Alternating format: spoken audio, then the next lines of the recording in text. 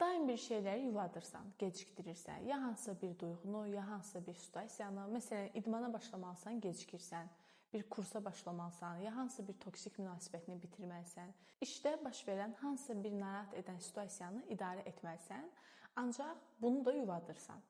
Daim özünə son tarixlər qoyursan və sən o son tarixlərin bitənə qədər daim bir bəhanələrin var.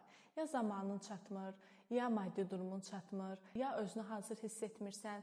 O bəhanələr heç bitmir və o tarix də heç vaxt yaxınlaşmır. Amma mən isə sənə terapist kimi baxanda belə düşünürəm. Ya sən hansısa bir məsuliyyəti götürmək istəmirsən, çünki sən məsuliyyət götürsən, uğurlu ola bilmə ehtimalın var. Amma bu uğurlu ola bilmək səni daha dəyərli və yetərli hiss etdirəcək. Sən bu duyğunu tanımırsan. Ona görə də daim nələrsə yuvadırsan.